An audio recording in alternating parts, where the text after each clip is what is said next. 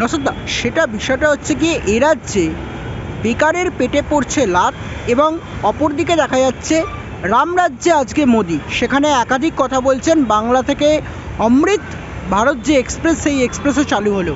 এই বিষয়টা কিভাবে দেখছেন? বাংলার মানুষ তো সুরক্ষিত নয়, আর রামরাজ্যে মোদি। ব্যাপারটা হচ্ছে, দেখুন, এরা তো ভোটের জন্য রাজনীতি করেছে, ভোটের জন্য একটা ন্যারেটিভ তৈরি হচ্ছে।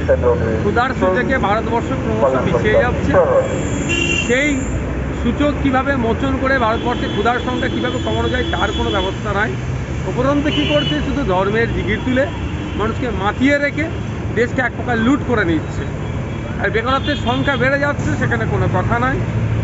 আমাদের রাষ্ট্রায়ত্ত সম্পত্তিগুলোকে বিক্রি করে দিচ্ছে, সেখানে কোনো কথা নাই। যখনই প্রশ্ন করতে আসে তখন সামনে রামরাজ্য এনে দেবে, সামনে আপনার কি বলে মন্দির নিয়ে আসবে, মসজিদ নিয়ে আসবে, রাজনীতিতে মাতিয়ে রাখছে।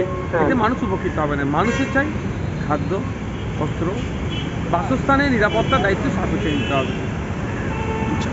সেটা হচ্ছে গিয়ে দেখা যাচ্ছে যে 7 তারিখ 7ই জানুয়ারি ডিওয়াইএফআই এর তরফ থেকে হচ্ছে ব্রিগেডের বিশাল বড় সমাবেশ এবং ইনসাফ যাত্রা হয়েছে তাদের। তারা বলছে যে স্বচ্ছতার দাবি তুলছেন। এই স্বচ্ছতা বিষয়টাগুলো কি, মানে কি এক কথায় বলতে পারা যায় যে 7 তারিখ থেকেই মানে জোর কদমে নামতে চলেছে বাম শিবিররা এই ব্রিগেড সমাবেশটা? আপনারা কিভাবে দেখছেন? ধরুন, কে কেমনভাবে নামবে বলতে পারবো না। 2024-এ আমরা আমাদের মতো প্রস্তুতি নিয়ে আসছি, আমরা আমাদের জায়গায় প্রার্থী দেব। বিজেপি এবং তৃণমূলের বিরুদ্ধে একইভাবে লড়াই আমাদের চলবে। কোনোটাকে আমরা কোনো অংশেই 1 ইঞ্চি জায়গা দেব না। তারপরে আমাদের লড়াই যদি কেউ সাথে আসে, যারা বিজেপি তৃণমূলের সাথে কোনো অংশে তারা সম্পর্ক রাখেন, তাদের সাথে নিয়ে লড়াই করবো। অন্যথায় হ্যাঁ, 7 তারিখে ব্রিগেডে যুবদের আছে, বামেদের একটা আছে, তারা আসবে, তাদের লক্ষ্য, তাদের আইডিওলজি সেটা সেখানে মানুষের কাছে রাখবে। অবশ্যই সবাই লক্ষ্য হওয়া উচিত দুর্নীতিমুক্ত সমাজ ব্যবস্থা, যে সমাজ ব্যবস্থায় কোনো ঘুষ থাকবে না, লুট থাকবে না, সেই রকম সমাজ ব্যবস্থা।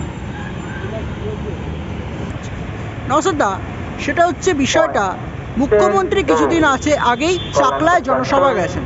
সেই চাকলা জনসভায় গিয়ে তিনি বলেছেন পর্যটন শিল্পে প্রচুর পরিমাণে জোর দিতে, এবং দক্ষিণেশ্বরে যেমন স্কাইওয়াক হচ্ছে, কালীঘাটেও হবে সেমভাবে স্কাইওয়াক, এবং কোর কমিটি তিনি গঠন করেছেন। সেখানে 5 জন এই কোর কমিটির মধ্যে প্রতিনিধিরা রয়েছেন। সুজিত বসু থেকে শুরু করে নির্মল ঘোষ 10 দিনের মধ্যে মুখ্যমন্ত্রীকে রিপোর্ট পেশ করবেন।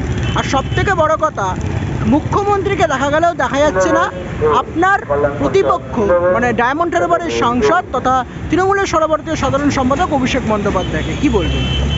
দেখুন, তিনি থাকবেন কি পিকচারে থাকবেন কি আউট হয়ে যাবেন, তার নামে যেভাবে দুর্নীতির অভিযোগ উঠেছে, উনি আস্তে আস্তে পিকচার থেকে সরে যাবেন, সেটা তাদের ব্যাপার। তবে যে দুর্নীতি করুক না কেন, একটাও তাদের ছাড় দেওয়া যাবে না। যেভাবে যুব সমাজের ভবিষ্যৎকে কেড়ে নিয়েছে, যেভাবে চাকরি নিয়োগে দুর্নীতি হয়েছে, কোনোভাবেই মেনে নেওয়া যায় না। হ্যাঁ, আমার ইচ্ছা আছে, আমি দাঁড়াবো, সেখানে কন্টেস্ট করবো। আমি আগেও পথ পোষণ করছি, আজও বলছি যে ন্যায়কে প্রতিষ্ঠা করার জন্য আমাকে দাঁড়াতে হবে। মুখ্যমন্ত্রী কোর কমিটি গঠন করে দেবেন, কী করে দেবেন তার দলীয়ভাবে তাদের ব্যক্তিগত ব্যাপার। তবে যাই করুক না কেন, বাংলার মানুষ প্রস্তুতি নিয়ে নিয়েছে 2024-এ সবুজ আবিরকে ফিকে করে দেবে।